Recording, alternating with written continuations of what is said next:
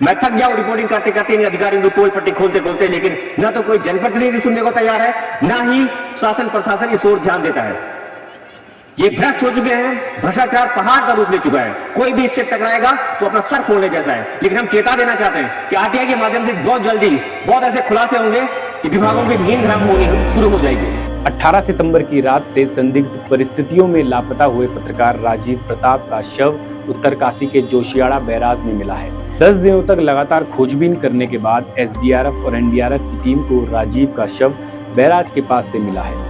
राजीव एक निर्भीक और साहसी पत्रकार थे जो सामाजिक मुद्दों को अपने चैनल दिल्ली उत्तराखंड लाइव के माध्यम से उठाया करते थे। सेंटर डिस्ट्रिक्ट हॉस्पिटल उत्तरकाशी, इसके ऊपर की ये हालत है।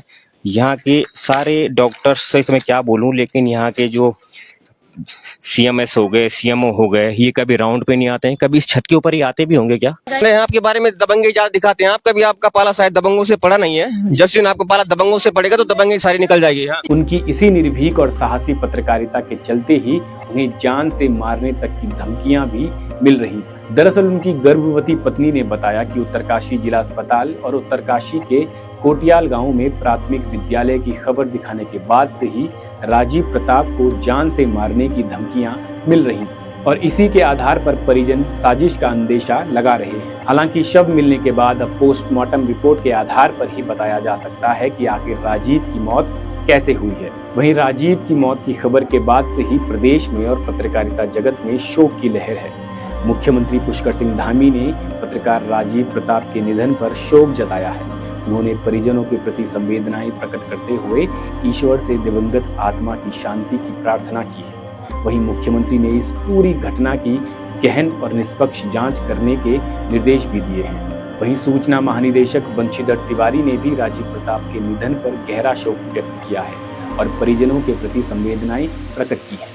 राजीव के परिजन पहले दिन से ही साजिश का अंदेशा जता रहे हैं, क्योंकि जिस मनेरी थाना क्षेत्र के गंगोरी और सियूना गांव के बीच से राजीव प्रताप की गाड़ी मिली है, वो उत्तरकाशी से 10-15 किलोमीटर के करीब आगे पड़ता है और राजीव की बीवी के अनुसार उनकी बात राजीव से 11 बजे हुई। ऐसे में राजीव को रात 11 बजे अपने दोस्त की गाड़ी लेकर उत्तरकाशी से आगे जाने की क्या जरूरत पड़ गई? क्या किसी ने राजीव को फोन करके बुलाया था? क्या राजीव को साजिश के तहत बुलाया गया और फिर उनकी हत्या की गई? ये ऐसे सवाल हैं जिनसे पर्दा उठना बहुत जरूरी है।